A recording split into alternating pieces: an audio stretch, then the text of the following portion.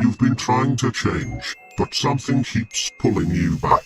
Your body has a way of remembering who you used to be, and of course, it won't let you go without a battle. So, it activates the corresponding networks of neurons that have been firing and wiring for years within you. Then, you feel trapped and restricted, locked in the same familiar ways of thinking and behaving.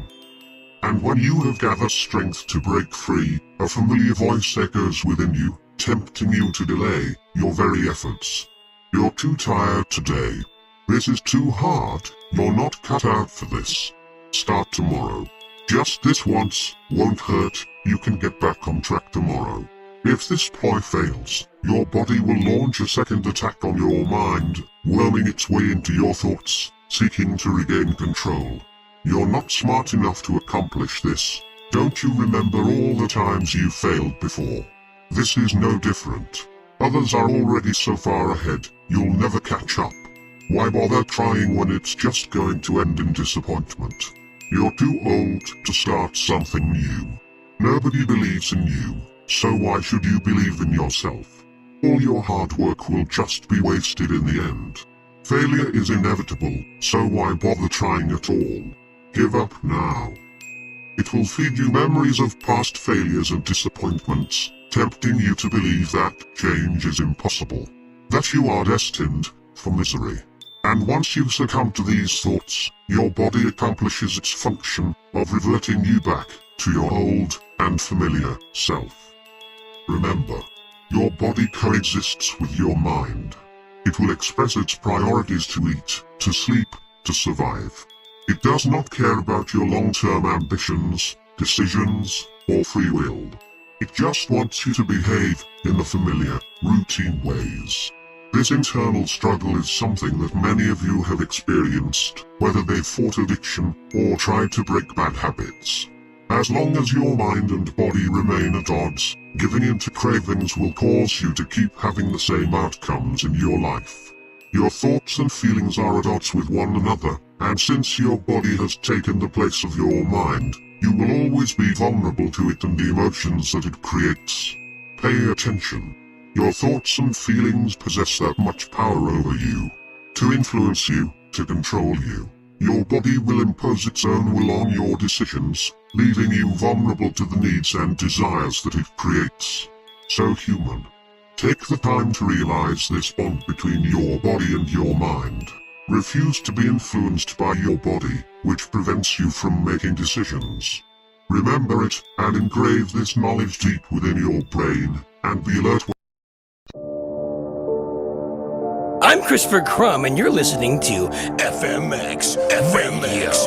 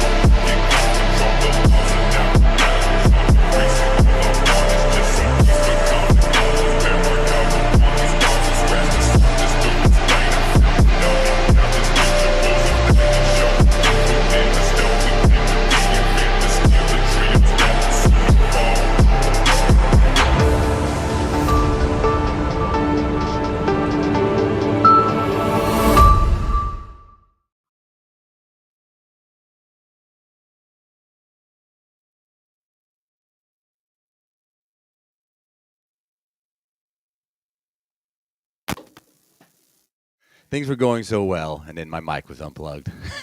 It's got to be that way. Happy woke ass Wednesday, my friends. We've made it. Yet another wonderful hump date.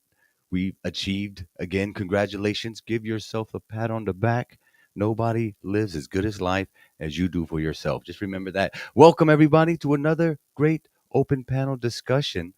I had a couple people, and friends and alternative thinkers that I had lined up to come talk to us, but I'm kind of spontaneous at time. I just reach out at people, and they're not always the spontaneous,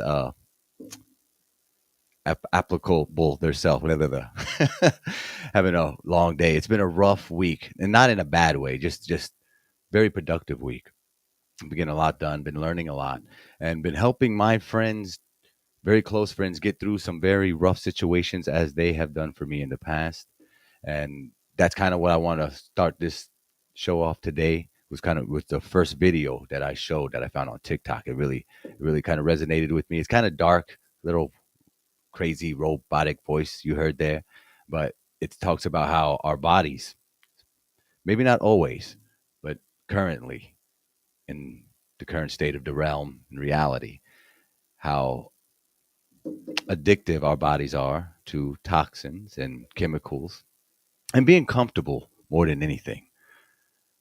We all like to be comfortable, but at a certain point, comfortability becomes a very primal enemy, and doing so will hinder you in your growth and learning, and even to the point of how you think about yourself.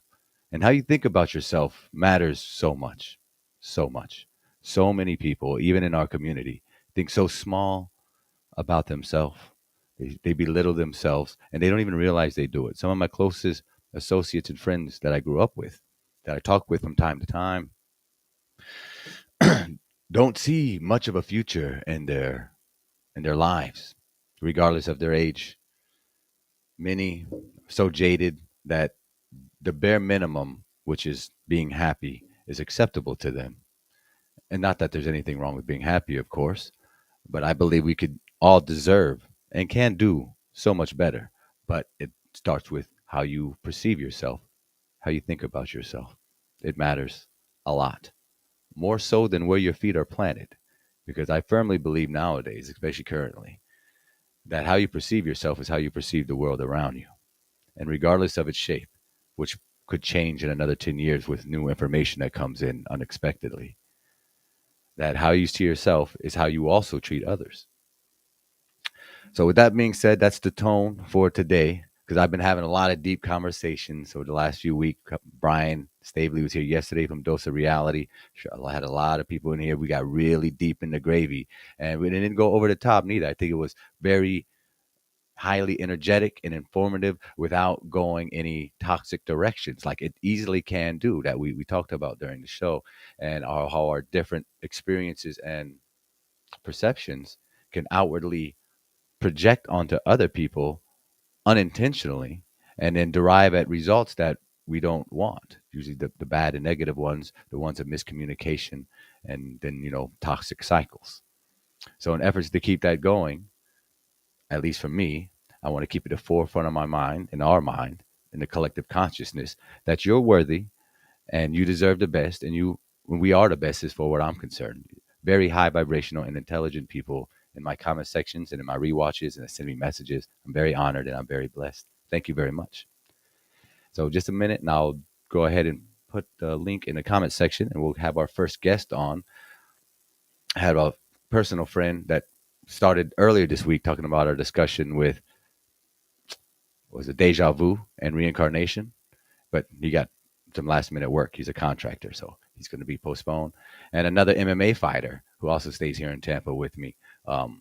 He's a big meme guy on Facebook. His name's Jay Storm, and he's a TikToker.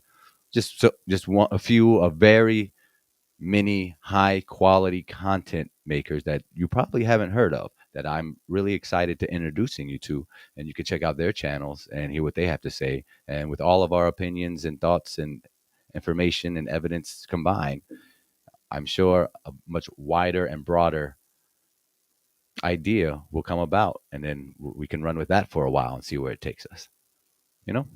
So give me one moment while I grab this, and let me know in the comment section, how's everybody doing? Matter of fact, I'm sorry, I get so ahead of myself. Let me say hello.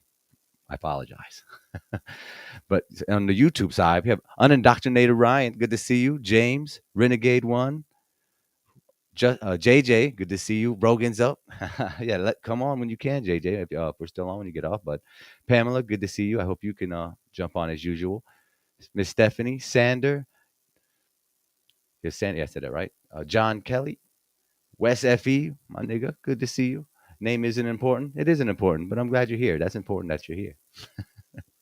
Angela Baby Carson, my sister from another mister. Good to see you. I hope Sean's doing well. I don't see him in here as much as I would like to. That's okay. Hope he's listening. Hope he's well. Water World, good to see you. Mel Amanda, love you, sister. Good to see you. Good to see you. My favorite people already here. Awesome. Jameson, good to see you. Tapered Bodies, the first one, first serve. Look at you. Look at you. Good to see you, brother. And any of y'all, if y'all can come on up. Oh, sorry. Let me go ahead and drop this. On the Rockfin side, nobody on the Rockfin yet. Oh, says two people, but nobody's chatting. But hello, Rockfin. Hey, people listening. Hello, future and past people. Much love, much respect. Can't wait to hear y'all's opinions and how's your week going, and kind of your thoughts on yesterday's show. What do you think about the Mandela effect? Have you been Mandela affected? Have you noticed something for yourselves that maybe Mr. Stavely has missed? Because there's just too much for one person to gather all the different information of the different inconsistencies in our storyline of this reality. And however it works, as there's an absolute truth or not, it's something beyond our grasp at the moment. At the moment. All right, let me stop procrastinating and grab this link.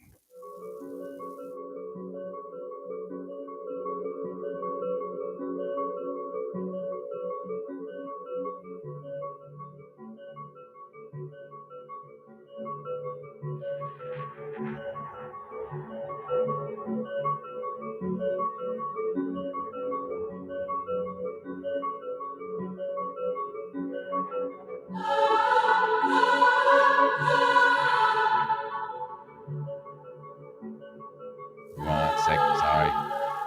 Got a whole bunch of crap open I should have shut before I did this. Apologies.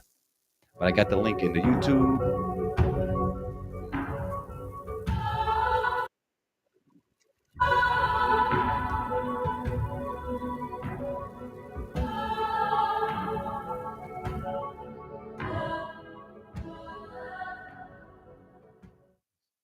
So we have some changes coming this year, good and bad, and some undefined. There's some things coming up even within the Melodome to be determined. Just expect things that's happening. Just ironing out some kinks there, and with my movie too, it's already taken some bumps, some speed bumps. Either way, I'm still writing the script, so it's not done just yet. And I want to, the longer I'm thinking about this, the better I want the outcome to be. So it's going to take a little bit more time than originally projected, but it's okay. It's okay. These things happen. They're going to get done. And I have a lot on my plate anyway. I got a lot of edits I need to finish tonight. I got one for my man David Ryan, Deep Inside the Rabbit Hole. You already know, Blue Water Bay's best app, that Flat Earth, Moon, and Zodiac clock, Flat Earth clock app. I know I butchered that name. Like so many other people. But I got an edit coming out there. I'm going to show it on here for y'all, for my members, for my audience first. Y'all know y'all going to get all the hits I drop. I'm going to drop it on here first for y'all to see. And then I'll release it to the rest of the minions and peasants out there who aren't a part of our Cool Kids Club. I'm just kidding. But I will be showing y'all first. I'm going to be dropping all the gravy, all the nuggets, and to get y'all's feedback, because I really don't care about the outside opinions. We like to get y'all's feedback on the quality of my videos and whatnot, because I make mistakes and maybe I don't think of certain things that the internet never misses. It's very great at catching hiccups and imperfections, and I'm going to take advantage of it. I'm going to take advantage of all the awesome aware and awake people to my disposal, because it's very lucky to have such a thing. But the links are in the Rockfin and the YouTube, so if you're free, come on up, say hi, let's talk about this, let's get down and dirty. Let us know, what is this reality? What is this Mandela effect? Who are we? How do our brains work? And what do we have to do to excel past our past limitations?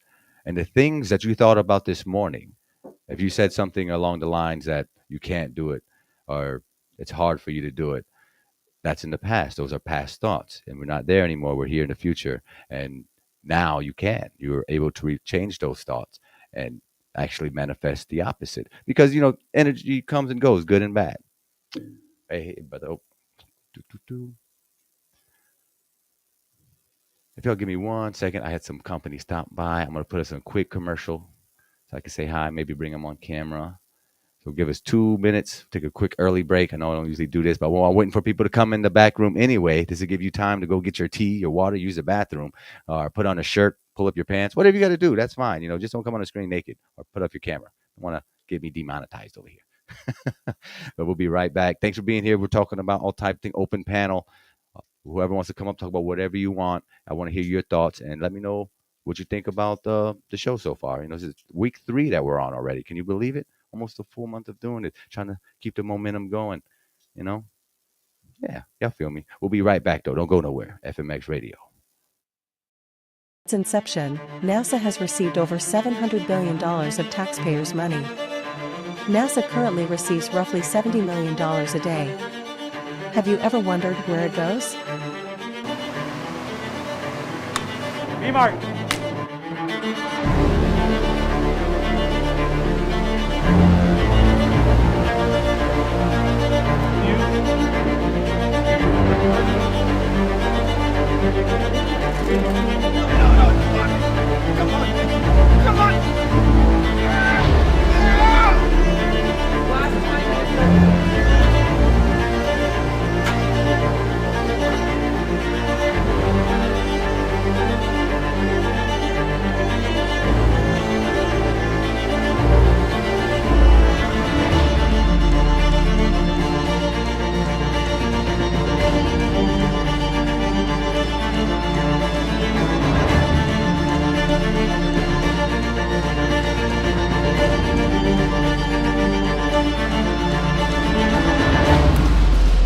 Minus 10, 9, 8, 7, 6, 5. We have appropriate to start.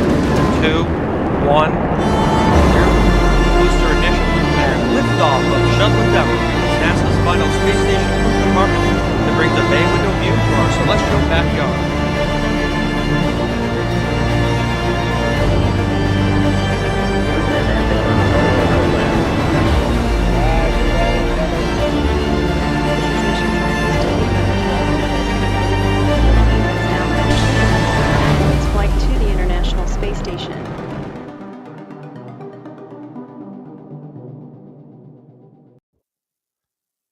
All right. We're back. We're back. All right, we got somebody in the back room. Thanks for being with me on another great, glorious hump day. This is the Woke Wednesday, the Woke Ass Wednesday, I think I called it. I don't know. I thought it was clever. Tommy, to tell the truth, I just seen you entered. Malcolm Sheen, hey, good to see you.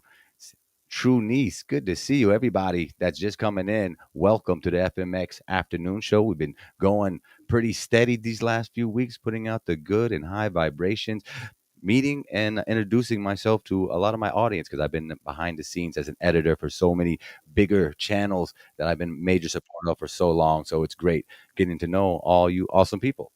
So let's bring in my friend Lev, Mr. Shaolin from the big Morning. How we side. doing? Hey brother, how you doing? Here, let me bring your screen on. So how's it going on your side of the pond, Mr. Lev? All right. It's sunny today. No chemtrails. That's quite good. So I don't know. There's plenty of stuff going on. Went on to London McLovin's stream last night, talking about my usual topics and stuff like that kind of thing. They were talking about it anyway, so I mean, it was kind of a inspiration to go on kind of thing, like saying as well, like giant mushrooms were one of the topics and stuff like, and craters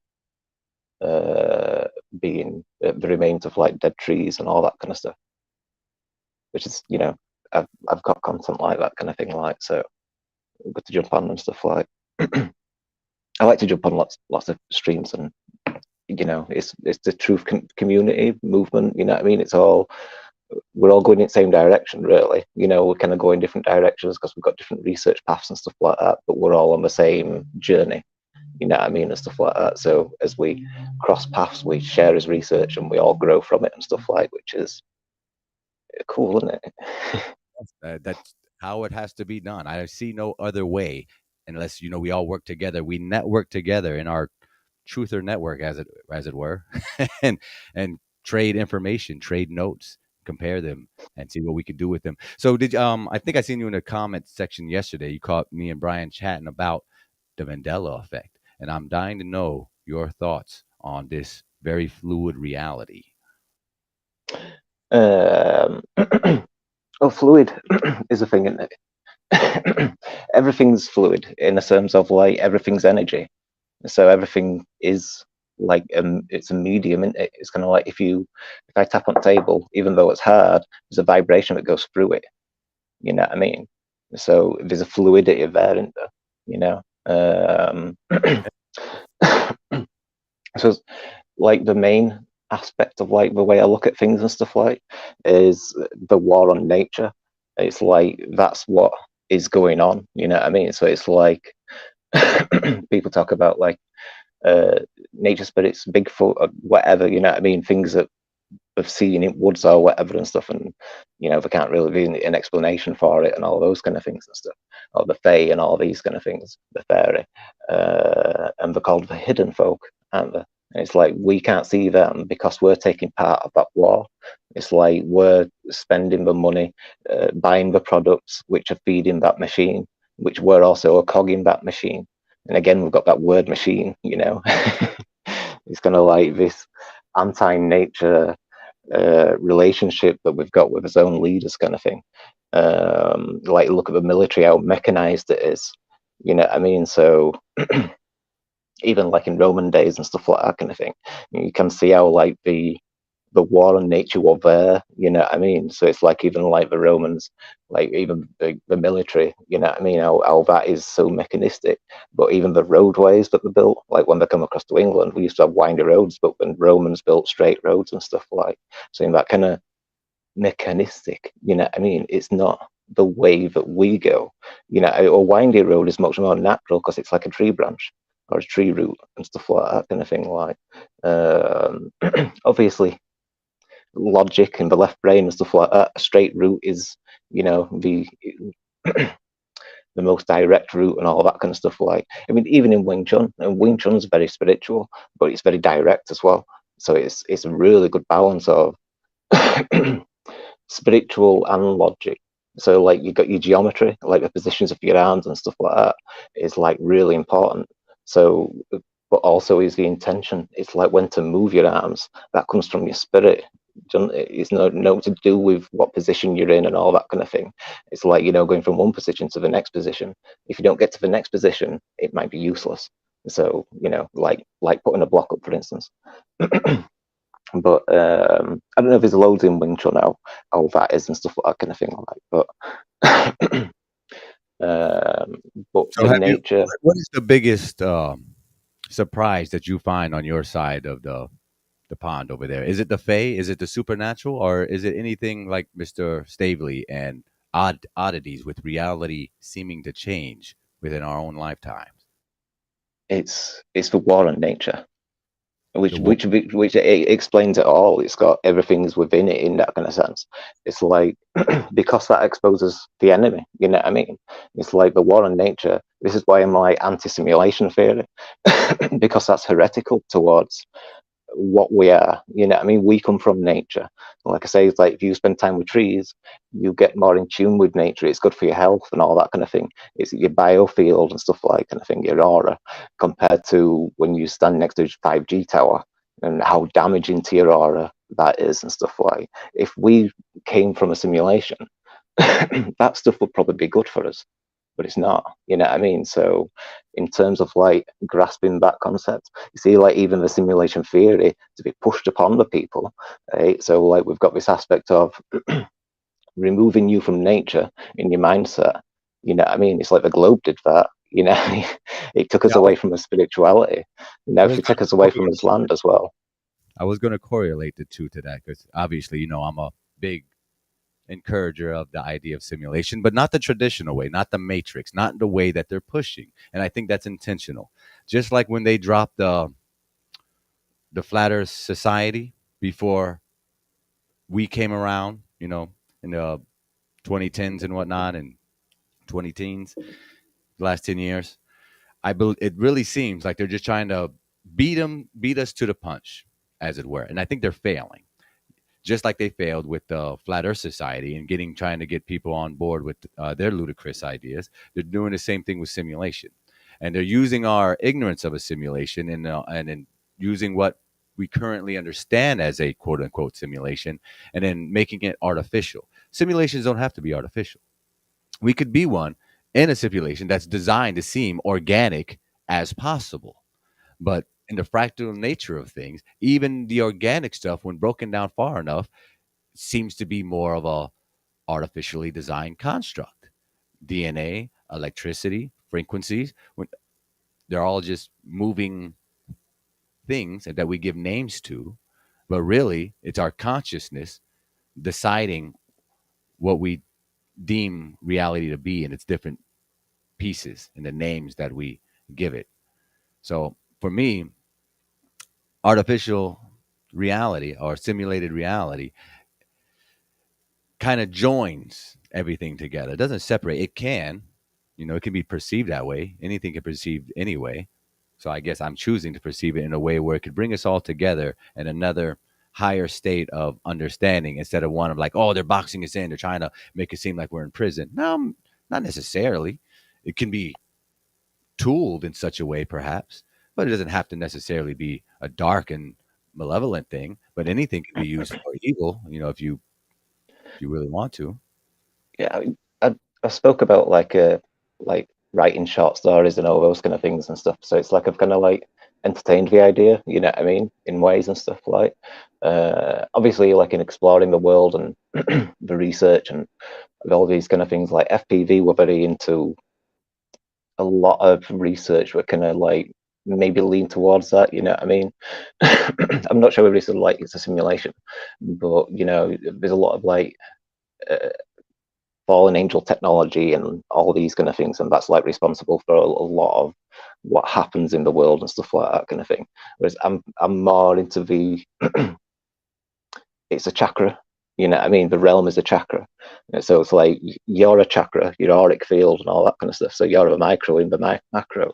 So it's like we're all one, really. We all share this energy. It was just like we're in the yang area rather than the yin area, So it's like once we get into other area, back into other area, then we're kind of more connected or I don't know. It's like you're more well, like when you astral project, you connect to your higher conscience, so you get to understand yourself in a different way. It's like that higher conscience.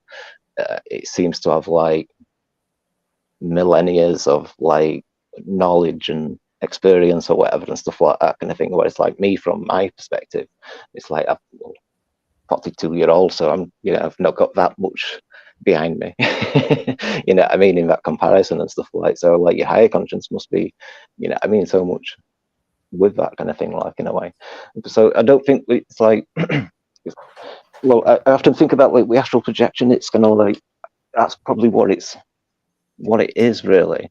It's like upon there you've got see all this stuff about the spiritual war and all that kind of thing. So it's like, well, it depends. It's, you know, where do I start? Because you got your different planes. You can astral travel the Earth plane, you know what I mean. You can astral travel all the other planes and stuff like that. And they seem so vast and probably even limitless, you know. But then, like, you know, the higher frequency, the higher you go, you know what I mean. So like, you know, a demon can't really get into the heavenly planes because it's the wrong frequency, you know what I mean, and stuff like. So you've got all that kind of stuff like. But So I think like angels and demons are kind of like, it's more about a contrast of this realm, you know what I mean, and stuff like. But what I'm well, when I were on astral planes like years ago, this is like 90s, like 96, 97, doing it with a friend, and we got obsessed with practicing light work and making energy balls and astral traveling and Reiki and all, you know, crystal I healing love and energy balls, by the way. yeah. Yeah, that's like your light work activation. It activates your light body because it's getting all your, it's like stretching, it's like doing press ups basically with energy. So you kind of like, you know, it gets to like all your chakras working and stuff like that. If you practice that daily, you know, I mean, like even several times a day if you want, it'll sharpen it up, you know what I mean? So then when you practice the meditations, I teach people, it makes that easier because all your energy in flow and stuff like that kind of thing, like, and your chakras are activated and stuff like so. So it's much easier to transcend basically. Excellent. Excellent. So how you doing, Miss Pamela? Just seeing you. Brought you in from the back room called Sneakily. How you doing, Okay, sis? if I'm, I'm doing really well. I wanted to say I've always thought that this is some type of organic simulation. I don't think it's artificial. I think there is benefits to being in nature. I grew up in the country out in nature, and there's definitely a different frequency that you get. But the reason I say I think it's an organic simulation is I have a hard time believing that outside of a simulation that there could be such deception and darkness and malevolence, if that makes sense. Go with ahead. the government, you mean? I just mean in general, I mean, in this realm, I just have a hard time thinking that that could occur in any other environment but some type of simulation. So I don't think that's natural to this world. It's like uh, with all the propaganda and how they make people live, basically, you know, with money and controlling people's lives in those ways and stuff, and what people have got access to and all these kind of things. They're pushing the negative all the time. They want people on depression tablets and you know, that's not how you shouldn't have leaders that want that. You know what I mean? But it's obviously part of the agenda and stuff like. But like in our natural world, like say when the giant trees were still here and all these kind of the auric fields were with it and stuff, like I said, that were like as internet in a way. We were just psychically connected with everything in a way. You don't it was And violent. as You don't health think must have been phenomenal you don't think there with was that. any type of conflict or violence during that time, even with all the energy being pure and closer to If you like, if your ESP is like, you know, up on a high level, it's like you can't lie to somebody because somebody's going to spot it. You know what I mean? It's going to be like straight away. You know what I mean? It's like you're trying to be deceptive. You know what I mean? And also with that extrasensory perception to such a high level, then you probably wouldn't even need that because you kind of live in like an enlightened state anyway. So it's like now we're in this like dark age of spirituality, aren't we? You know what I mean? We've been removed from it, and as the people that are oppressing us and trying to make sure that stays that way. You know what I mean? So that's the good thing about the truth movement, because people are waking up, we're questioning and opening new doors and stuff, like becoming self-empowered, which is like, you know, the thing that they did not want us to do. They do not want us to become self-empowered at all. You know what I mean? That's why, you know, a lot of people which have spoke good things and stuff like that, and then, you know, they go missing or die or whatever and stuff like that kind of thing. Bruce Lee, maybe, you know what I mean, and stuff like, and there was like things about him and stuff like that kind of thing, like. But I kind of hypothesize that did he sell himself, and he made that Hollywood movie Enter the Dragon, and then he died shortly afterwards? Did he change his mind, like as a conscious decision, or even verbally to his contractors or what, something like that, and then they assassinated him? You know what I mean? Maybe, or maybe it was just a health condition. You know what I mean? And he had an aspirin, and it caused, you know, a reaction to his brain, and, you know, he died kind of mysteriously or whatever and stuff like. But I don't believe that one. Believe that one for but nothing. They killed him. so I he don't was think so. teaching enlightenment through his videos, his work and stuff like that, more than kung fu, because there's a lot of Wing Chun he don't teach. You know what I mean? You see bits of it and stuff like that, but not much. You know what I mean? Maybe if he lived longer, it would have come out more. You know what I mean, and stuff like. But in terms of his philosophy, well, much more in his movies, which is important because that is the enlightenment or Agreed. guidance towards it. Hey, Mr. Anson, welcome to FMX show. Good to see you again, my friend. Yeah, good to see you, man. So you hear us. We're talking about continuing the deep discussion that we have from day to day, diving into Mandela effects, diving into Wing Chun and meditation, hearing all the different opinions and expressions. Can't wait to hear yours.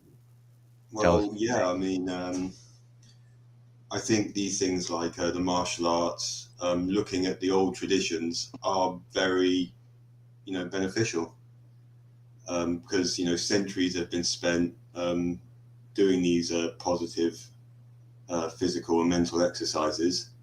So why not, you know, take those, like I say, take the old teachings, take the old, you know, examples of physical practices, and you know, get what we can out of them. And I think this, you know, this is as important a time to do that as any. You know, it's even more important to draw on these positive tools.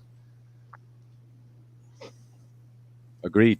Agreed. And then drawing on top of drawing from the positive tools, fasting. I know there's not a lot of always discussion. We don't like fasting, especially here in America. Y'all might have heard we got the biggest obesity rate of the whole realm. Yay us. So fasting is definitely my other big pusher besides mental health and whatnot. It's like, you know, probably like mental health, fasting, and then flat earth actually. As awesome as flat earth is, I love flat earth. I tell everybody it's flat, but I don't need a flat smacker. There's plenty of flat smackers, and they do a great job at it, better than I can do.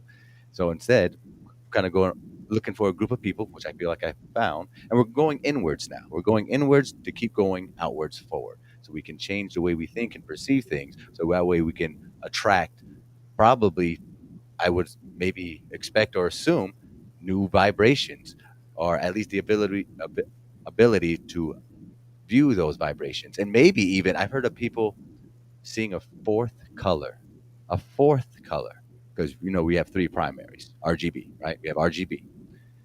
I'm one of those people. In my dreams, it wasn't a dream. I admit that. I don't think I was awake, or I was in between the state of being awake and asleep. I can't exactly recall. It was many, many years ago, but it happened. And there's no words, I assume, in any language to describe what I saw, and felt. But I have met others that have had the same experience, and they are just as speechless. What could the next color be? It's probably like asking, what is the number after 9? We have been programmed to believe it's 10, and it's obviously not. 10 doesn't make sense. They're literally just starting over again. So I believe there's another number after 9, a sacred number.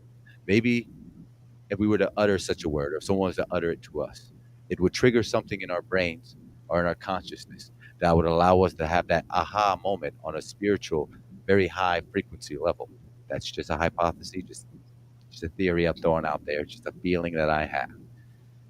So new colors, new numbers, whatever they are, maybe we have to imagine them. Maybe we have to figure it out ourselves. Maybe that's part of the clue, is that nobody can give it to you. You have to open yourself up into to receiving it from probably a place or an entity or a divine spirit outside this physical realm. So that's why I'm glad y'all are here. Have you ever seen a new color or heard of that? Any of you? I I haven't, felt but that that this sounds neat. I Well, felt that this call was missing. Yeah, because I'm like into my art and all that kind of stuff. Like, so okay. sometimes I feel like there's missing colours in a way. You know what I mean? It's kind of like there don't seem to be enough. Like you can like blend your colours and mix them and all this kind of stuff, and like you can make all the different colours you need in a sense and stuff like. But I don't know. It's, in a sense, like the astral plane is kind of more luminescent. You know what I mean? There's like a more vibrancy to things and stuff like that. But You were going to say something, Miss Pamela? Have you seen another color or heard of it? No, I haven't seen another color. I think that's really neat. I do think like when I've had lucid dreams, like and I've like flown around and things, like the environments I were in were a lot more colorful. Like the colors were more like they almost seemed alive. vibrant. Yeah, that's interesting because we could compare that to people that have had experiences on, say, mushrooms or other organic drugs. Have said that colours and forms can appear different, more luminescent, and have a sort of more or less power to them. Yeah, the colors definitely on mushrooms. I do sacred doses a couple times a year, and you definitely see colors, and they're definitely different than the day-to-day colors. It's almost like you're seeing the colors from another dimension or something. It's like the veil's been lifted, Mm. I guess that's the best way to explain it because the colors like pink is like almost alive in that realm. Yeah, that could also link that into sort of how colours play a part in, say, minerals, or you say, going to what you're saying about the colour pink, something like rose quartz. The colour reflects the power in the sort of in the rock. There's definitely a connection there energetically with colour, and it's obviously a significant thing. Going back to the chakras, etc. I'm I making a agree. video on that subject actually. So Really? it's a secret at the moment, but About I'm trying to. It's going to take me ages because it's going to be like about 2.5 hours long or something like that kind of thing. Like, Nice. I'm Look partway forward. through it, so you know. Oh, that's sweet. Oh, what synchronicity. So he's working on one. You just happened to bring it up. And yesterday I saw a TikTok about some random lady was showing off her rose quartz crystal, whatever, all pink. I didn't realize so many existed. I mean, I had an idea, but I never cared, I guess, until recently because of all these other people who are explaining it in terms that makes more sense. That these rocks, these minerals, Earth itself being alive, it makes more sense why we draw energetically or almost like magnetism to these just random beautiful rocks because they're energetic. They're literally pieces of Mother Earth herself. Maybe calcified blood or DNA of the Earth. I don't know. I don't know. Whatever it is, we're attracted to it. It does something to us. We put them in pyramids. We wrap them around copper coils. We put them in microwaves and radios, all types of weird things, and of course microchips. So it's amazing what we do with little pieces of stone.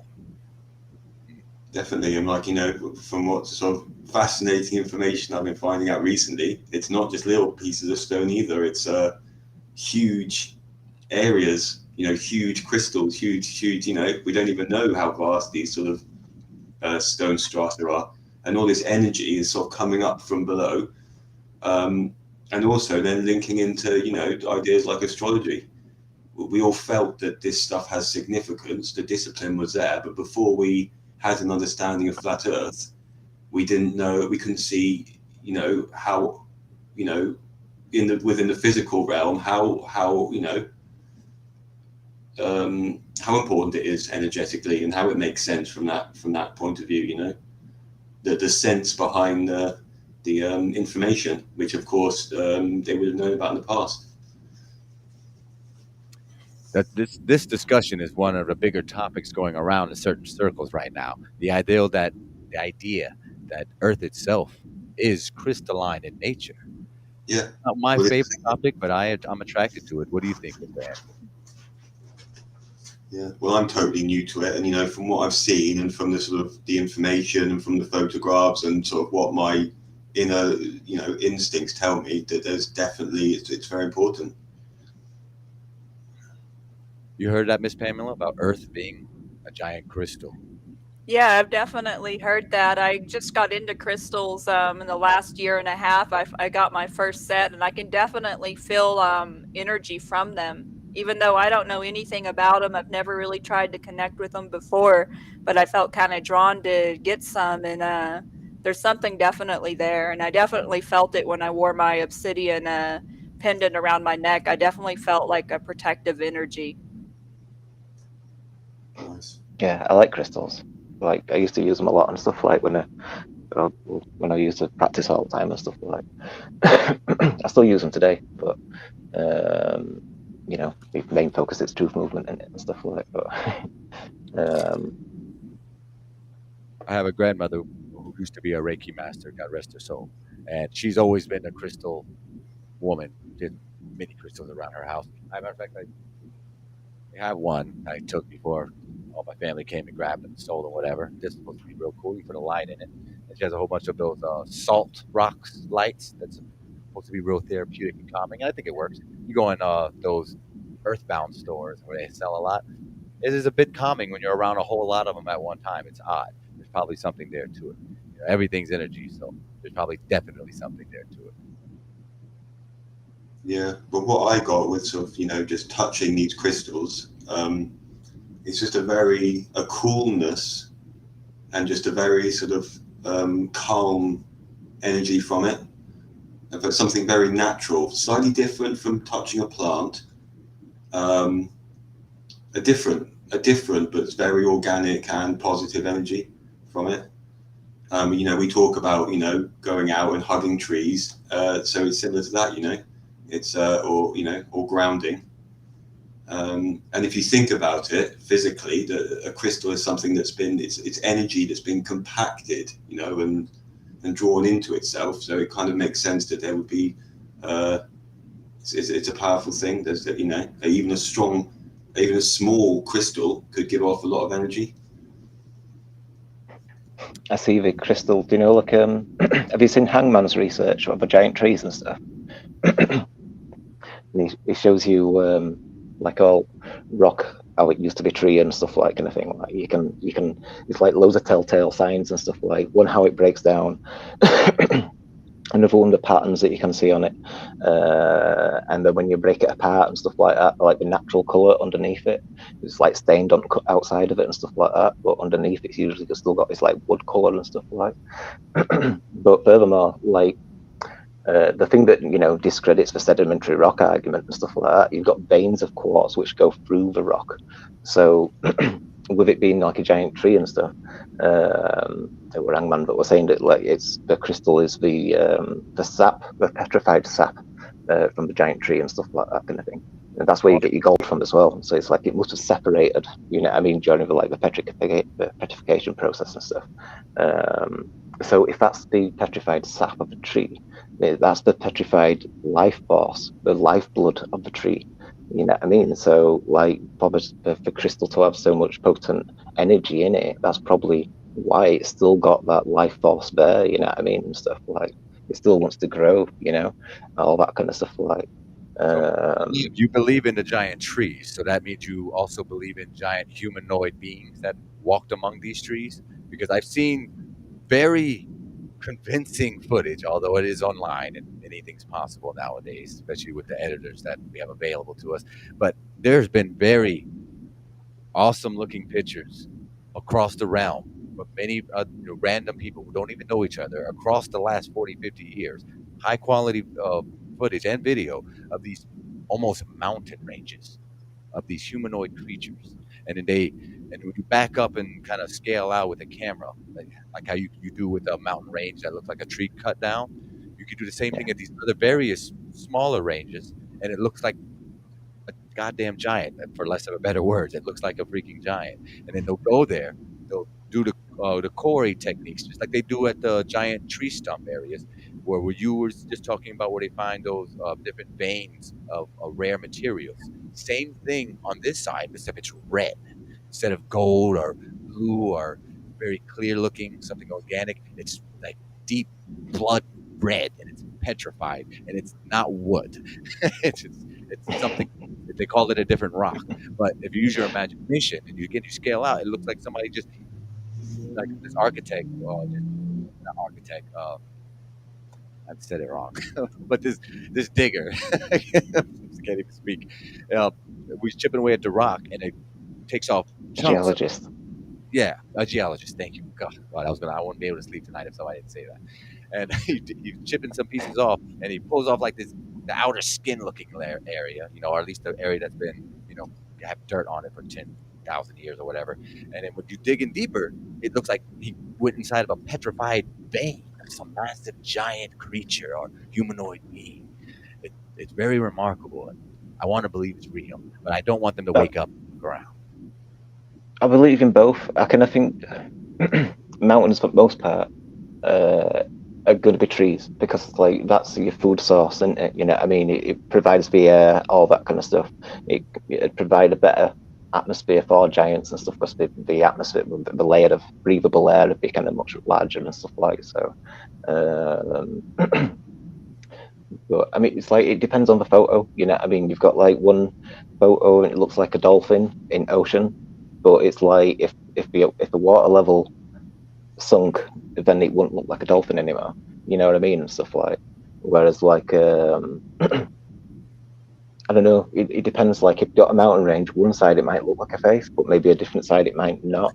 I have to go to the location to find out for sure and stuff like that. But I do believe in them, because you've got like loads of. Sorry. My bad, I didn't mean to interrupt you, but I was saying just there's animals too. There's like giant turtles that looks like it was frozen. Yeah. Snakes. There's loads. Like there's some people like I don't know, like little channels have got not many subscribers or whatever, and they found like a giant snake and all that kind of stuff, like in it, like just a random area kind of thing, like. But it authentically looks like it. It's kind of like I kind of think it probably is. You know what I mean, and stuff like in a lot of senses and stuff. I've got like a giant tooth. I'm going to make a short video to show it off and all that kind of stuff. Like, it looks like a tooth. It's broken, but it's got it's kind of white, and it's got like I'm assuming it's like a root that goes through. You know what I mean, and something like the tooth root. Or the nerve, either kind of thing. I don't know. But I mean, it could be from a whale or something like that kind of thing. But I don't know what whales' teeth are like in that kind of sense and stuff. So I don't know. It could be from Oakville. You know what I mean? So many people think this is the first one. I just had to put in giant stone snake. It was the first thing that came to mind. It was on Google too. And it's just odd that if it wasn't some magical event, we're supposed to say magical or reset, whatever, some holy god divine freeze this whole place and you start over smaller. It's just odd to think that the only other way it could get there is that somebody or some group of somebodies took the time to go chisel out all these monumental animal type stone creations. That what the Naga cave snake is a kind of a key point of part of my research and stuff like. So researching, and I came across that. I'm like looking for mountains and all these kind of things and stuff like. I'd already decided that life came from flowers, but then when I found this tree and stuff, that kind of thing, like it had like the snake pattern, the scales of that rock. It's supposed to be a petrified snake or whatever and stuff, right? But there's also a tree which has that same pattern, right? So, right, it's indistinguishable. So it's like, is it a tree or is it a snake? Because if that pattern, it can appear on bark like that, exactly the same, then, like I say, you can't really tell the difference. And it's also, those type of trees have motile sperm. You know what I mean? Obviously, other trees as well, kind of thing. Like that's one of them.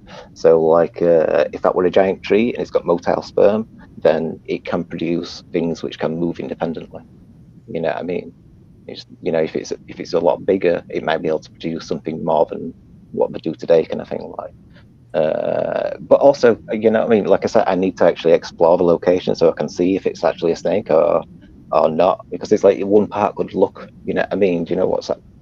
Oh, this one's pretty When cool. you There's can some see footage out faces there and stuff. that people they take a camera and they walk around this whole thing. It does go into like a cave, and you can't see the whole thing. It looks like rock is kind of growing around it or something, but you can see a lot of it. You can see the head, parts of it's coiled up, and then even the tail on the other end of this little mini hill. But this thing's massive, and there's elephants, there's turtles, there's a bird one. There's a lot of snakes everywhere for some reason. I don't know why there's snakes everywhere, but that seems to be the big one that our ancestors or whoever like to either carve or whatever happened to them. It's just strange. It's weird. I'm sure it's some type of long-term Mandela effect that Brian hasn't figured out yet. And I remember that time when Godzilla came in with the snake. He was fighting him. Like that didn't happen. Mandela. Yeah, I suppose, Yeah. it seems all the research that's been going on has all been attached to the mainstream science. It's great that now we can start looking at these new theories that have always been, people would say they're ridiculous. There's no reason to think it's ridiculous. We're now seeing that what we thought was true is ridiculous. And, the more, this is the great thing about research as well. You've got to, once you get the ball rolling and you get more information in, we're only going to get a better picture of what's going on. So it's really interesting stuff. Yes. And I believe in giant snakes and stuff as well. You know, I mean, we can have quite big snakes today, can't we? And stuff like you've seen some on YouTube where they're massive, aren't they? But whales, and if you think these animals are maybe the older animals that are closer to remnants of what animals used to be like, imagine how big animals could have been. They could have been enormous. so we've even got evidence, haven't we, in fossils and stuff like that, for animals which are around today, which are much bigger in the fossilized form or whatever. Yeah, and just animals alive today that we know are more ancient, or we've been told are more ancient, like giant octopus, Cockroach. stuff like that. Crocodiles can get quite big. Crocodiles, yeah. Cockroaches, crocodiles, yeah, they never change for some reason. And we still got monkeys. We came from. Crazy. Yeah. All right, let's take a quick break real quick. I'm going to use the bathroom. Let's refill up our drinks and whatnot. Let our breath rest. Thanks for being here with me. This is FMX Radio's afternoon show. Picking up the high vibrations with my friends from across the realm all over the place. Feeling good. Hope you're feeling good. Go get yourself a little break. Pull something up. Drink something up. Just be responsible, whatever you're doing. And don't be drinking and driving. Don't be foolish. I know nobody here is. I just wanted to say that. But we'll be right back. Thanks for everybody being with me. Love y'all.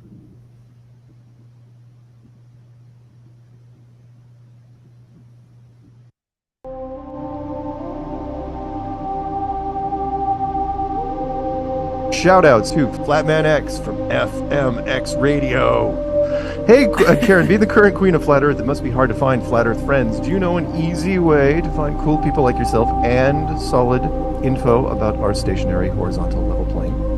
Why, yes, that would be the Flat Earth Sun, Moon, and Zodiac Clock app. 100,000 active users. Don't forget to fill out your profile so others can know your interests and network better with you.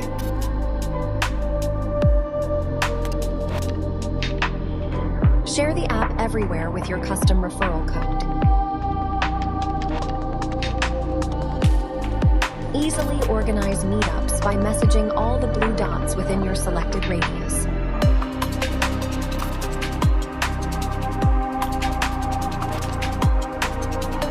Turn on notifications so you can be alerted every time a new Flat Earther joins the app.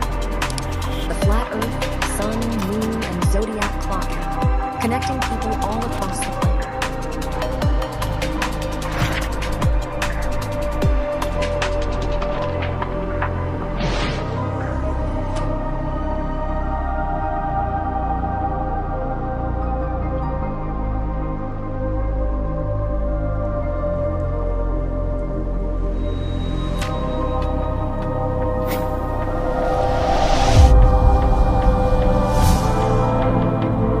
Shout out to Flatman X Radio.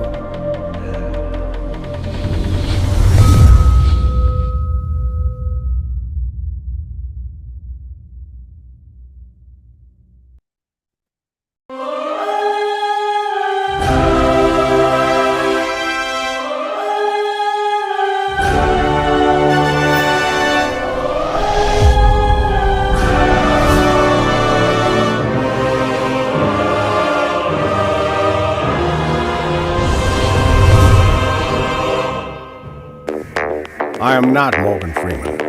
What you see is not real. Well, at least in contemporary terms, it is not. What if I were to tell you that I'm not even a human being? Would you believe me?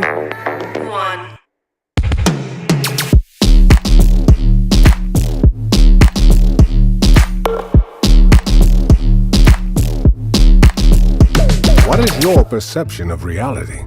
That is 10, 9, 8, 7, 6, 5. We have propane ready to start.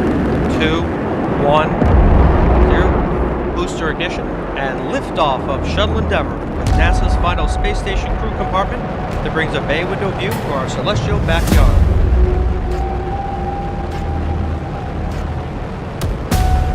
Houston, Endeavour, roll program. Roger, roll Endeavour. This is Mission Control Houston. Endeavour's roll maneuver is complete. Heads down position on track for its flight to the International Space Station. 32 seconds into the flight. 3 liquid fuel main engines soon will throttle back to 72% of rated performance down in the bucket, reducing the stress on the shuttle as it goes transonic.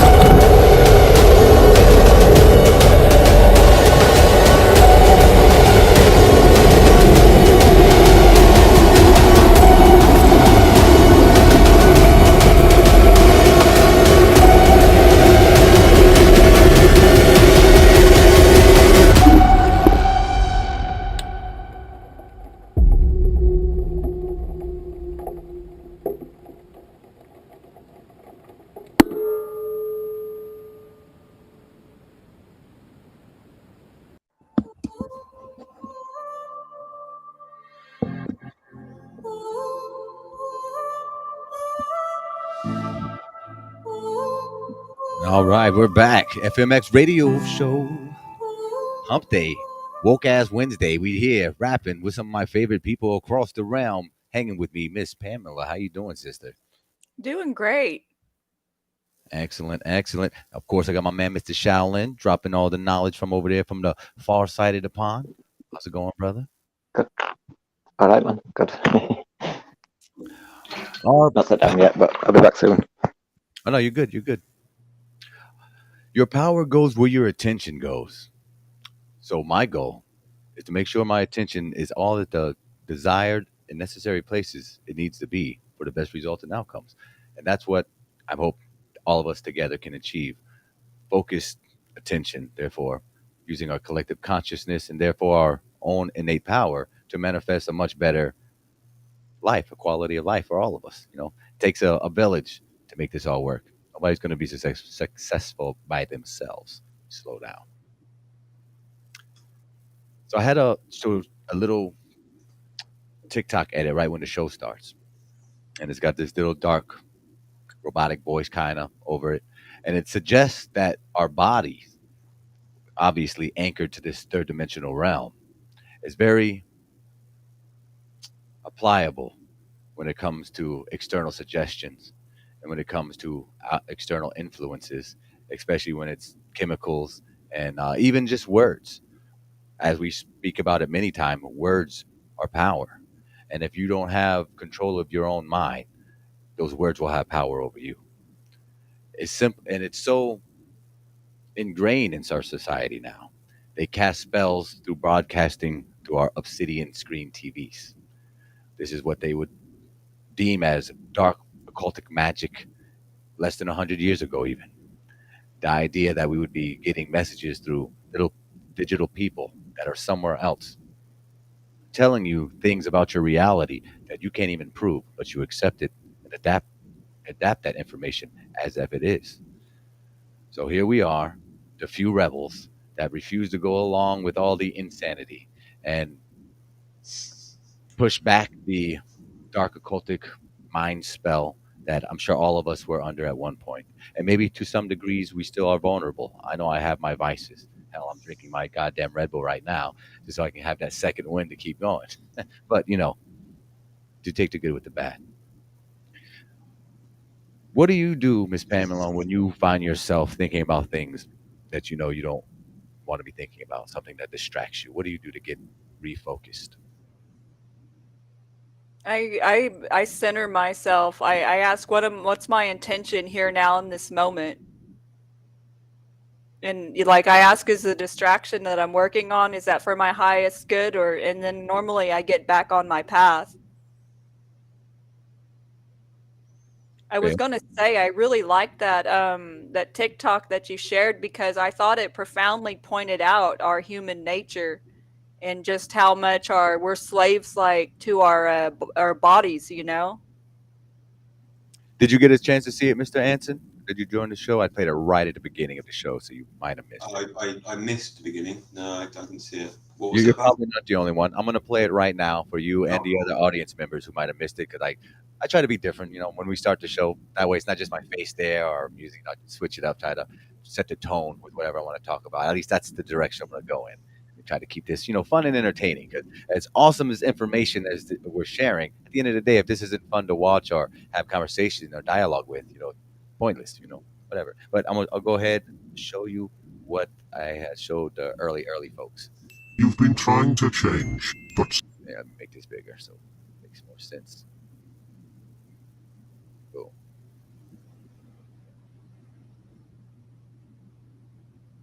you've been trying to change, but something keeps pulling you back.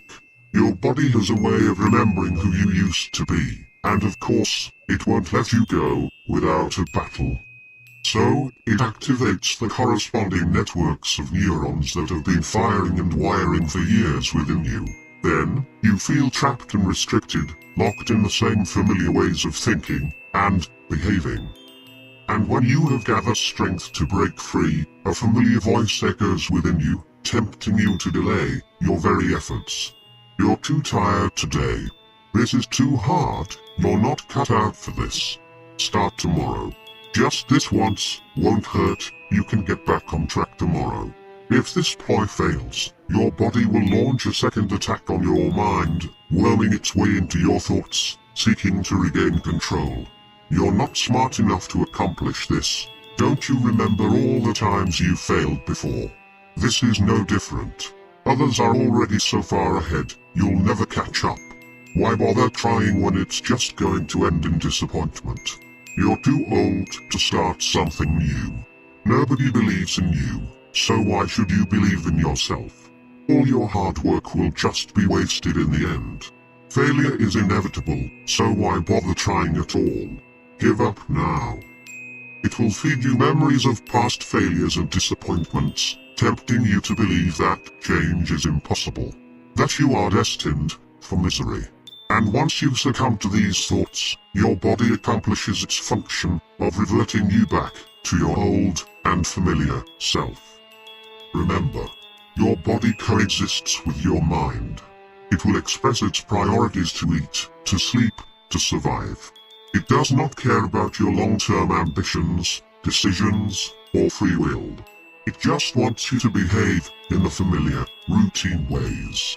This internal struggle is something that many of you have experienced, whether they've fought addiction or tried to break bad habits. As long as your mind and body remain at odds, giving in to cravings will cause you to keep having the same outcomes in your life. Your thoughts and feelings are at odds with one another, and since your body has taken the place of your mind, you will always be vulnerable to it and the emotions that it creates. Pay attention. Your thoughts and feelings possess that much power over you, to influence you, to control you. Your body will impose its own will on your decisions, leaving you vulnerable to the needs and desires that it creates. So human. Take the time to realize this bond between your body and your mind. Refuse to be influenced by your body, which prevents you from making decisions. Remember it, and engrave this knowledge deep within your brain, and be alert when your body attempts to manipulate your thoughts. There we go.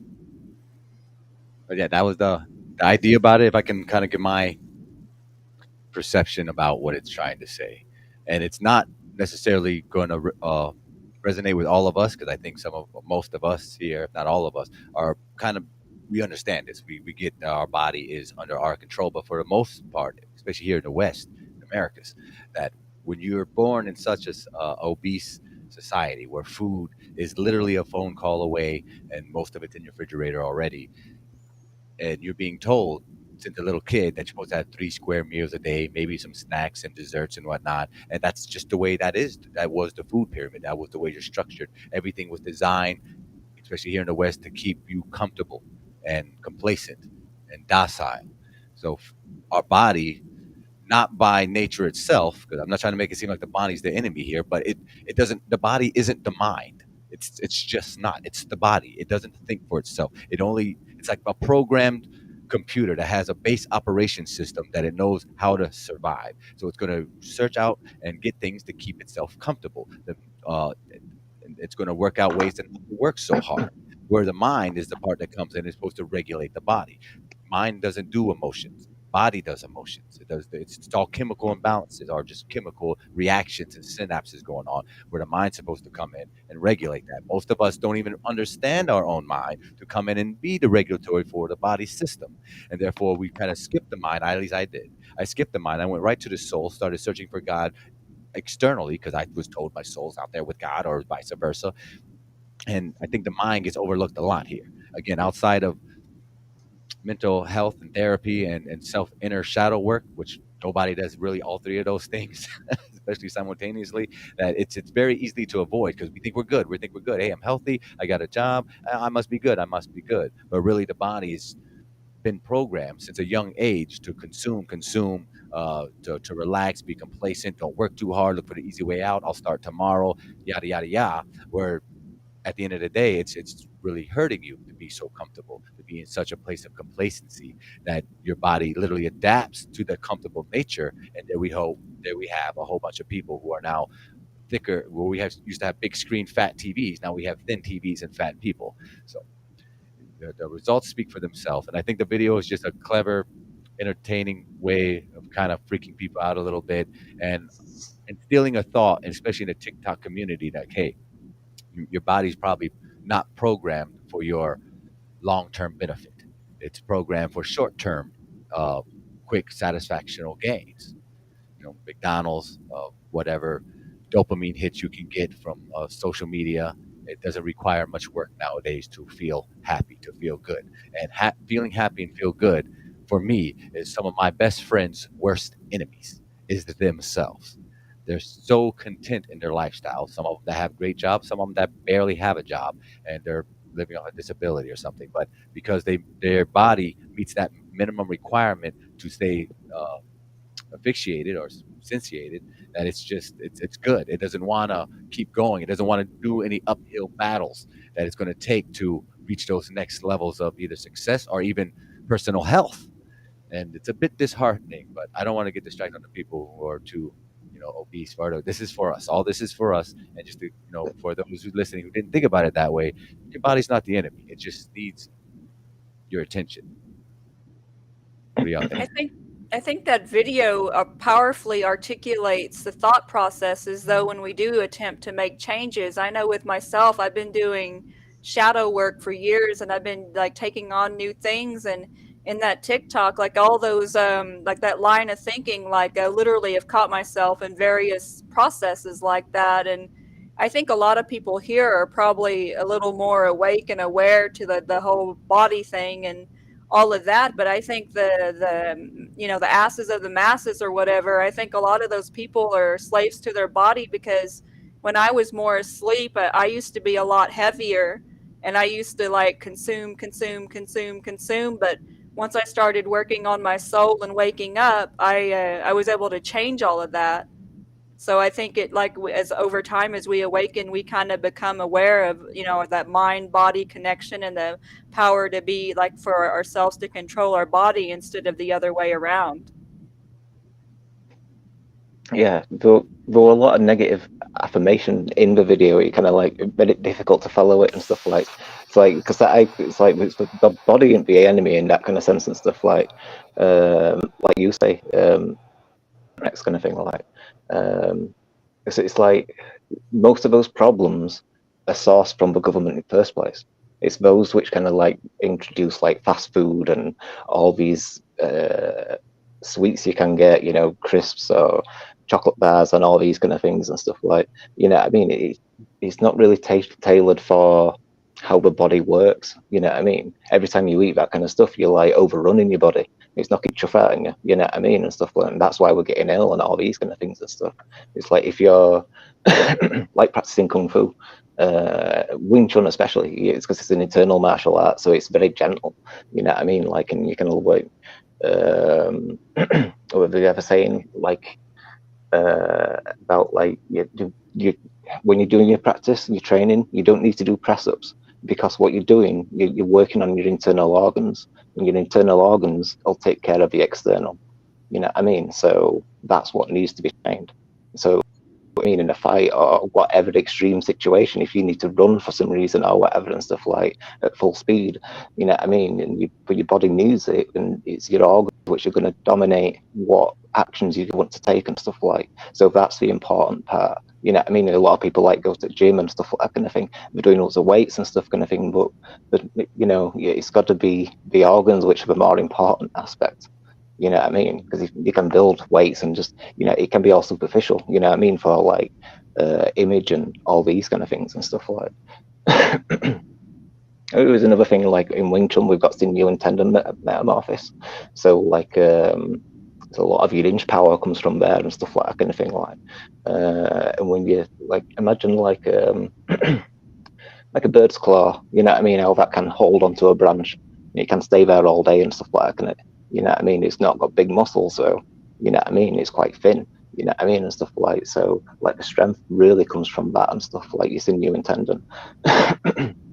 So they have employed it in, you know what I mean, like modern gyms and World's Strongest Men and all these kind of things and stuff like, because a lot of people, if they train without using that sinew and tendon application, they can like just simply walk up or downstairs and they'll break the bones in the legs and stuff like that because the muscles can't work it properly or whatever, so like, or they'll break the muscle or whatever and stuff. You know what I mean? Because it's got like a counteractive effect. We're not doing the balance. You know what I mean? It's just like anabolic all the time and stuff like that. And you know what I mean? So it's like working the hard side of the yin yang and not the other. Well said. But yeah, like I said, with kung fu and stuff, you're in tandem with your body, like mind, body, and spirit. You know what I mean, and stuff like there's a flow with it all and stuff like that.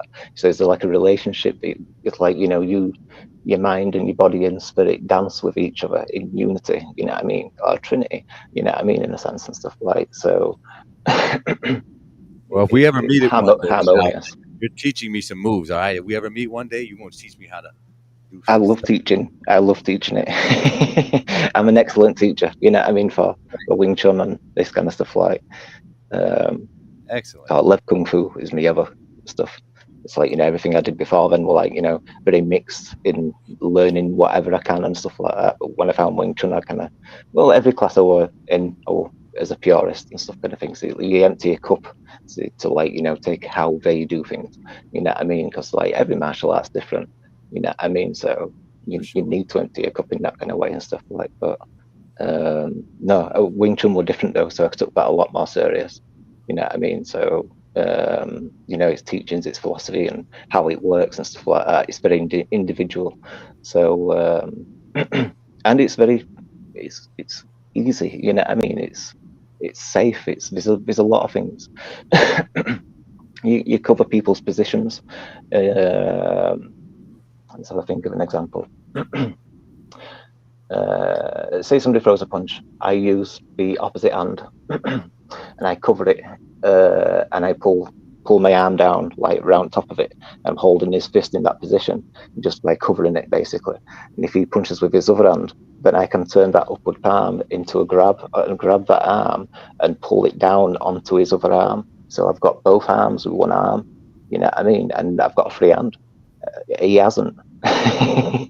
You know what I mean? He's got an opportunity. Does he carry on or not? Well, we it's quite definitely good got because to check out some of your martial arts videos. I would love to see you on camera doing that. But let's welcome Mr. Andrew B here. I brought him in from the back room. He always comes in the second half of the show, and we're great to have him. How you doing, brother? Hey, I'm doing wonderful. And in regards to Wing Chun, don't forget Eric Dubay is also a very big Wing Chun.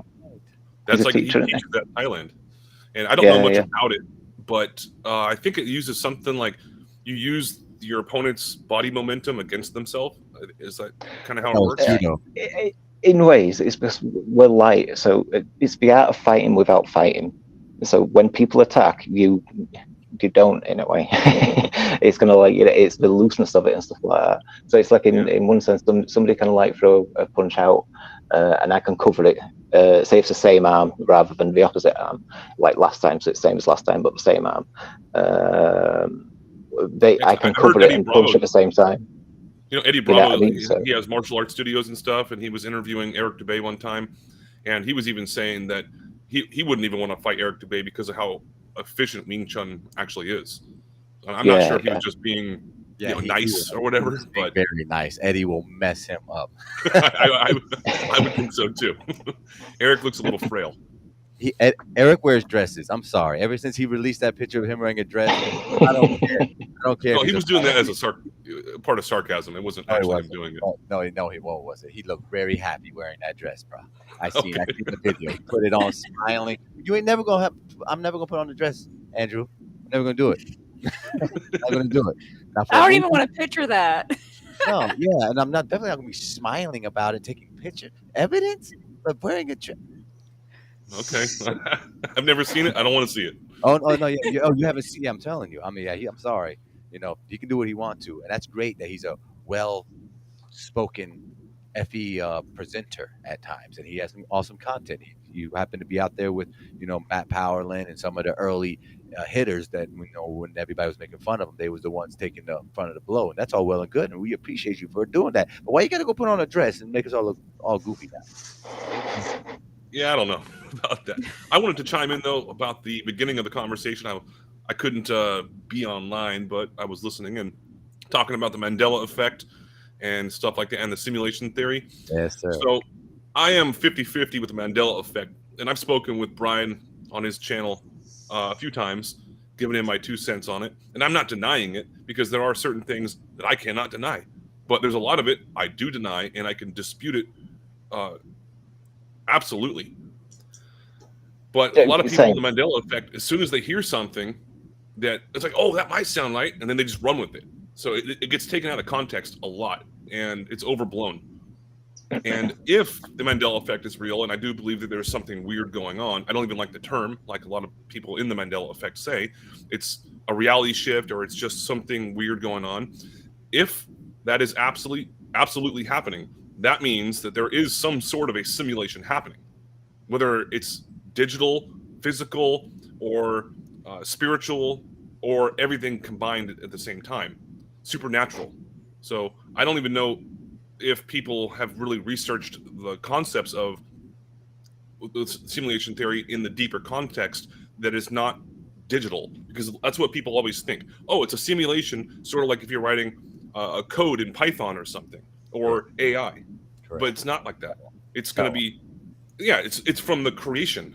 We are the creation. We're part of the creation, and it's part of a simulation. But we have free will. We can do what we want, and it's sort of like a free-running AI system.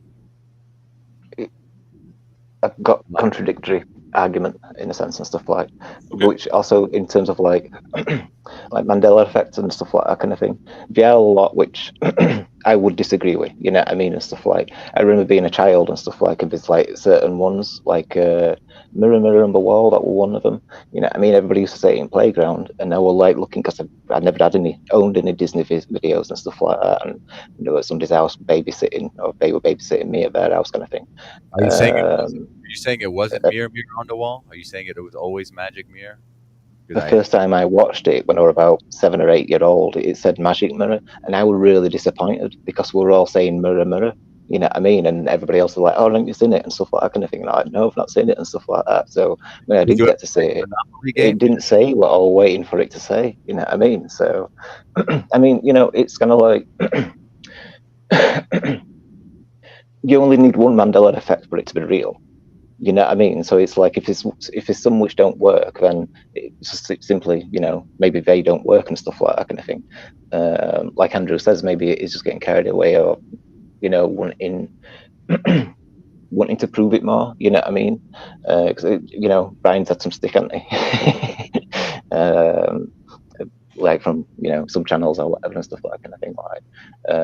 But rightly so, because if they're having that experience as well, though, it's kind of like like the contradictory experience of like the Mandela effect and stuff. But even so, like I said, it doesn't matter if there is contradictory evidence. It's like all it takes is one Mandela effect to prove it's real. You know what I mean, and stuff like. I'm not up to date on the Mandela effect. Yeah, the one that really stuff got like to that kind me of thing. For loads was at the beginning, I Love like Lucy one. Yeah, that and one got to. Yeah, my mom's name was Lucy. Literally, that was a whole thing in my family. Yeah, I used to come. And when I first heard about the Mandela effect, I found it on my own by accident, and I was researching something else, and I came across that, and I was like, "What the hell is this Mandela effect?" And I started looking into it, and I was like, "I Love Lucy," like Fred, what's his name? Ricky neighbor Ricardo. said, "Lucy, you got some splaining to do." Yeah. And I know that happened because I Yeah, watched that when I was me young. too. My mom would watch that all the time when she would be folding clothes and stuff. I was sitting at home, like on a weekend or something, and she'd have that on. I know I saw that, and I even asked my parents about that, and they both said the same exact thing. And then they looked it up on the internet. They're like, "That was never said. What the hell?" But then there's I other things remember that, seeing that though, like from reruns and growing up. yeah. But other things like the BMW insignia. Oh, the logo with the lot. Yeah, the logo. I don't remember it being any different than it is now. And then, I mean, there's several of them I can bring up, but it's other people are going to say, no, it was different. So, is my memory wrong or is their memory wrong? What about the James Bond one with the girl with the braces? Yeah. Oh, yeah. Well, Lockjaw or Jaw, whatever his name is. Yeah, I forgot her name, but yeah, she had braces. Yeah, there's a lot of them too that I've never even heard of, and so I can't dispute them. Yeah, well, see, the one with James Bond, that one of the bad guys, Lockjaw, I want to say his name. He had a whole metal Jaws. mouth. Yeah, Jaws. He had a whole metal Yeah, mouth. He had like metal shark teeth in his mouth, and he meets this girl. I think her name was Dolly, and she had braces. So he was a murderer, but he didn't want to murder her because she had a metal mouth too. So they fell in love. Now, today, she never had braces, which doesn't even make sense. Why would he care about this random chick that doesn't have anything similar with him? There was something significant. I remember in the movie, she either didn't have braces, and then at the end she had braces. I think at the end she got braces. You know what I mean? And then she was like same as him or something like that. But throughout the movie, she didn't. You know what I mean? It might have been vice versa, but I think it was that way around. That's how I remember it. Anymore? Not as far as I don't know what the Mandela effect is. Like, is it what are they saying about it? And Youth's quite. Like if you look it up right now, Shao, it does. She never had braces. Like you look it up now, she never didn't get them at end at all. Not at all. Never had them. History now says she never had them. When it only makes sense, like the Monopoly guy with Jim Carrey in the Ace Ventura movie. He knocks out a guy who looks like a Monopoly guy because he has a monocle and a top hat. Those were his two prime signature traits back in the day. I played the crap out of that game. Why my mom was playing the Egg McMahon winnings, house winnings thing. And when I told my mom that never happened and that I Love Lucy never said that, all these things that we grew up doing, she don't even want to talk to me. She just looked at me like I'm insane, and all of us conspiracy people are just insane that she doesn't even want any part of it. She's not a conspiracy. She hates conspiracy. She worries about all the sheeple stuff, what worries about. So the idea that these things aren't going on when people who aren't even invested into researching it like we are clearly remember the same things we do. Why we don't remember it all, I'll tell you why. Because we're all fractals of the whole. Therefore, your brain, all of our brains, don't have the mental capacity or construct to retain all the different pieces of information that happens in our own lives, let alone everybody else's life. So doing that, what your memory is attached to depends on how strong that emotion is attached to that memory. So for people like me and my mom and Andrew, who grew up watching I Love Lucy, it was an emotional event in our lives. We recall that because it was a big part of our lives, like so many other people. There's an emotional entanglement there that I think that's what quantifies our projecting and creating reality the way it does. But in doing that, in this being this imperfect realm, God may be perfect, but there's obviously many imperfections in this realm. And doing so, our memory, the same energy that created this place, is probably also the culprit that makes these small, incoherent, missed details, such as past events, because we know the past isn't real. Neither is the future. We only have now. You have right now. The eternal forever is now. So whatever we thought about the past doesn't really matter. I mean, it does to the point that we allow it to, that we allow it to take it upon ourselves and let it change who we think we are at the moment. But at the end of the day, it's gone. It's not here. Neither is the future. There's only now, and there will always only be now. So these little intricate ideas of the past and present, and we got to figure it out is the only way.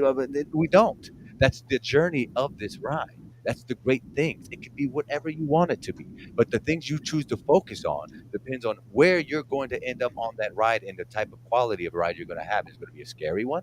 Are we going to be looking out for the evil occult and all the baby kidnappers all the time? Or are we going to focus on all the good things? Because whatever you choose is what you get to experience. No way around it. Every single time. Knowing or unknowingly. Conscious or subconscious. These things are here and you resonate and experience with the things that are resonant with you.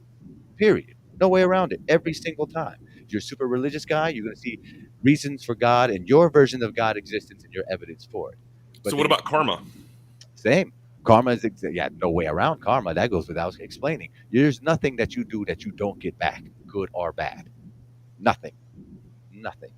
If people get away with murder all the time. Do they? Just because the system or the boys in blue didn't catch them? Did they? Do you really know what they go through in their mind, the torment that is going on in their souls? You don't. You have no idea.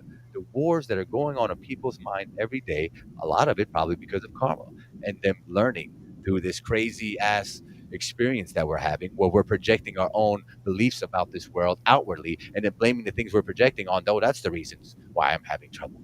But it's really just there's something weird about karma, though. It's like, so let's just say you take Ted Bundy, a serial killer, and did all kinds of bad things to all these young girls, and obviously he was sentenced to death. But if all of a sudden he started to change his life before the death sentence, would good things happen to him in that time frame? Depends on weird. It depends on his energy signature. Were the good things that he done outweigh the bad? I don't know. I can't be a judge of that. I don't know his soul. I don't know his inner heart or thoughts, and I wasn't there to see what his reactions actually were. I only know the stories that were given to me, passed down through other people's experiences. And that's the same with everything. Murderers, space, math, other people's opinions, myself, especially self. The ego is not always, it's not what we call it the enemy, but it's something that we need to focus in on. I think by analyzing ourselves, we kind of have more compassion for other people, more understanding. So and I want to go back to simulation theory just real quick, and that's because I just got done taking an 8-week coding course on Python, and I learned a lot more about computers during that time than I've ever known before. Just how to write like basic codes and stuff. And if you want to understand a type of way to explain simulation theory, learn to code. Just go online and on YouTube. There's people that do free coding courses online. I actually didn't need to pay for it. I could have just gone on YouTube and learned it, but yeah. Once you learn how a sequence works and how loops and if this happens, then that happens, or or whatever, then it goes like a sequence of different operations, and you can even create random number generators on it. So it's all input into a computer, and you can manipulate it any way you want. So when the creator or creators created this place for us, they were doing that, I think, in a very, very complex way that we can't even comprehend. And I think that's a part of what we're dealing with right now. Sure. Anyway, that's my 2 cents on it. So that's fine. I've got me what's my Mandela effect thing,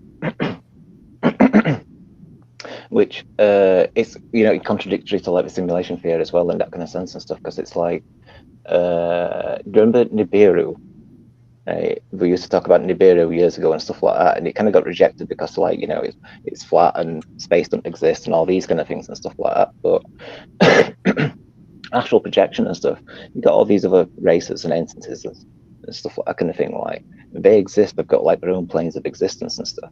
So like, what else I saw on there as well were like the machine race, and they were kind of really, really scary. You know what I mean? And like I've spoke about it before, like a video on 2018 on One Consciousness channel. I spoke about my experiences about astral travels and all these kind of things and stuff like that then. So, you know, my story has not changed, but what has changed is like me research and stuff like that.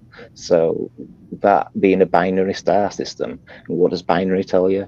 You know, like zeros and ones and all these kind of things. And then that links to like what what all that is, you know what I mean? It's like all the propaganda, everything the push on you and stuff like that. You know, even to like levels of like washing powder, you know what I mean? Because you're buying their brand, their product, it's anti-nature, you know what I mean? And stuff like it's using their factories, their chemicals, which spill out into rivers and sea and all that kind of stuff, like, and into air, all that kind of thing.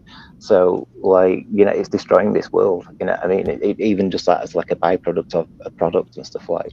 But even the production of it, it's like they want to bring things out at a certain time because for like it's like that fish tank thing, you know, you buy a fish and it's in a bag, you put it in your fish tank and you leave it in bag for half an hour, so water acclimatizes, and that's what they're doing to us, to our minds. They're acclimatizing us to all this this sort of simulation and all that kind of thing, like, because what they want to do, this Nibiru type thing, this machine race, because they're coming here to invade and stuff like that kind of thing. Like, I didn't know it was Nibiru when they were talking about it on One Consciousness channel, but now like kind of like making that kind of connection and that kind of sense and stuff. It's like that chakra of what that realm is, which to merge itself with this one.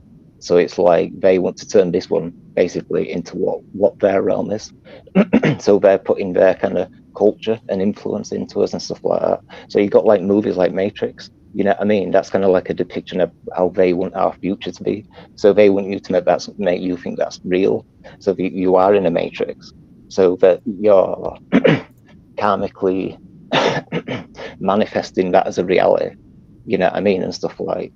So this is a really big problem because, like I say, it is heretical and stuff like that kind of thing. It's like this is the nature realm, not the simulation realm and stuff. And like since this invasion, it's like, you know what I mean, they must have like cut the giant trees down and then they worked on a spirituality, you know what I mean, with religions and all these kind of things and tried to twist us like as way of thinking in that kind of sense. Now it's like trying to remove us from his own connection to his land and all that kind of thing as well. You know, I mean, well, they've been doing that for years as well and stuff like. But but you'll see it, you know what I mean? Because it's like these leaders aren't human, and so that like connects to like Mandela effect. So if people are having alternate memories, it's because it's like it's merging with their reality. You know what I mean? So then you've got people who aren't even aware of these other memories. So it's like they aren't having memories because of that, because they're not experiencing it. You know what I mean? So it's like that is, you know, a potential reason why it's happening to some people more than others are. Some people completely reject it. And you just mentioned invasion, though. I wanted to add on to that real quick because if you guys haven't seen the new Disney Marvel show that came out a couple weeks ago called Secret Invasion. I was gonna save it. I was gonna wait for the whole season to finish. I was gonna binge it. Oh yeah, the third episode just came out today, and I haven't seen that one yet. But you got to watch that because it's got some really deep type of like political, esoteric kind of stuff in it that if you can look outside the box a little bit, you'll understand real quick what they're trying to get at. I'm not going to spoil it for anybody, but it's definitely, it's pretty good. I'll say that. Good. They're due for a good.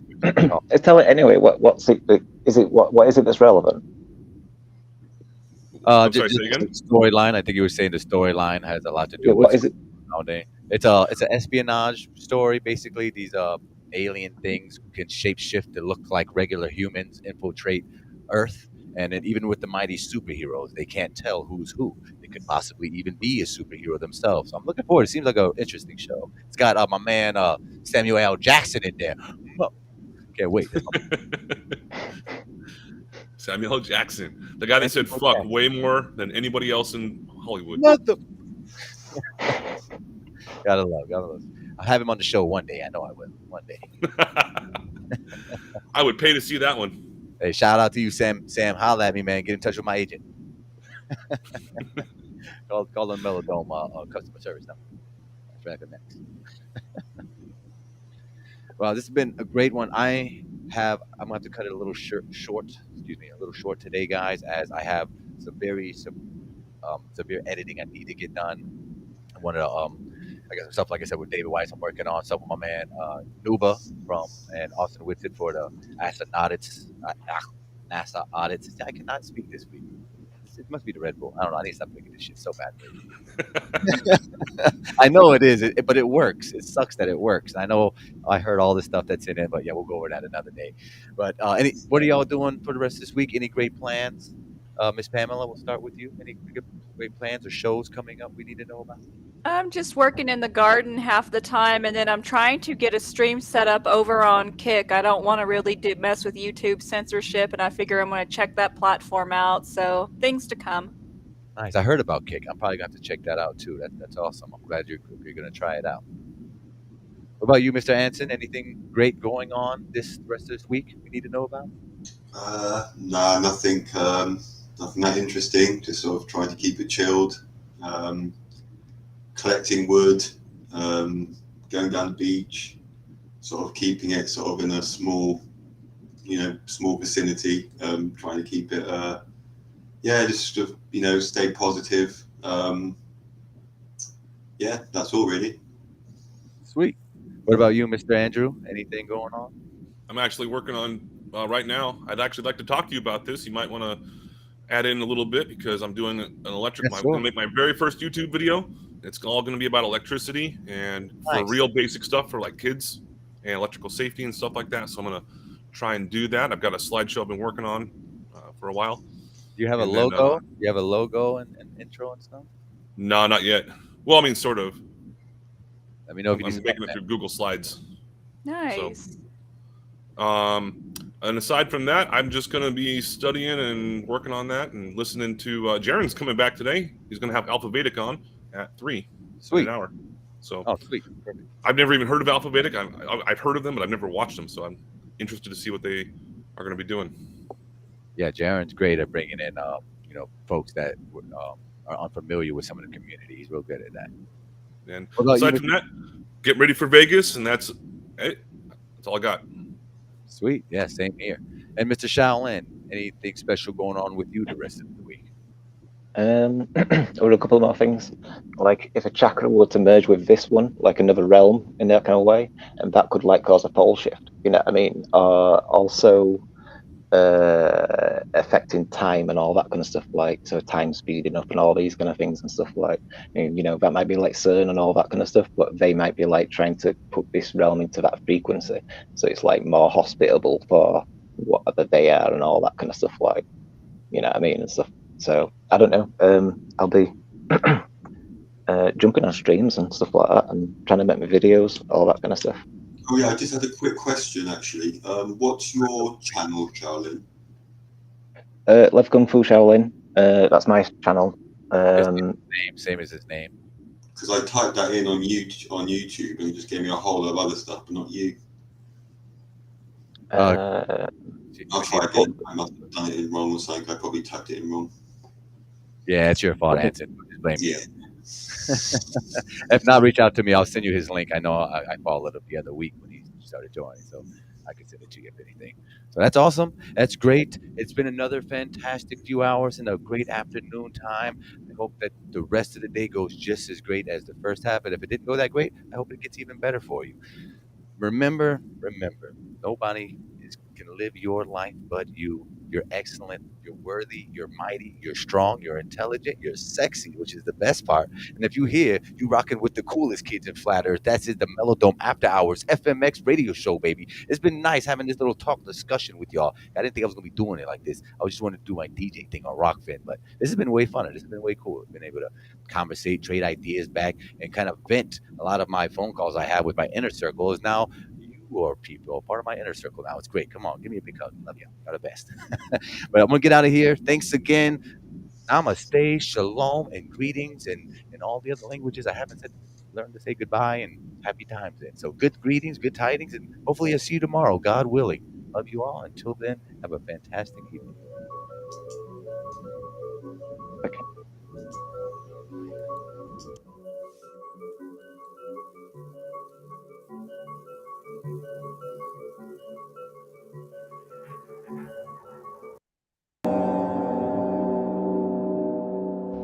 Yet in holding scientific research and discovery in respect, as we should, we must also be alert to the equal and opposite danger that public policy could itself become the captive of a scientific, technological elite.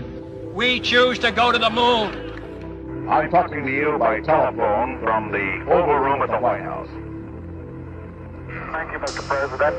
It's a great honor and privilege for us to be here. First question I was wondering, when are we going back to the moon? It's taken us many years to open this door to useful cooperation in space between our two countries. And may I say, in signing off, here's to a soft landing. All of them spin-offs of space technology. That's why Jimmy Carter from Georgia and Gerald Ford from California agree. Space technology has down-to-earth benefits for everyone. America is going to space again, and we're going there to stay. And next, for the new century, back to the moon, back to the future, and this time, back to stay. That's a great dream. But that and our other dreams are clearly the natural extensions of the space program which began a generation ago. Is to return to the moon by 2020 as the launching point for missions beyond. Beginning no later than 2008, using the Crew Exploration Vehicle, we will undertake extended human missions to the moon as early as 2015. By the mid-2030s, I believe we can send humans to orbit Mars and return them safely to Earth. And a landing on Mars will follow. And I expect to be around to see it.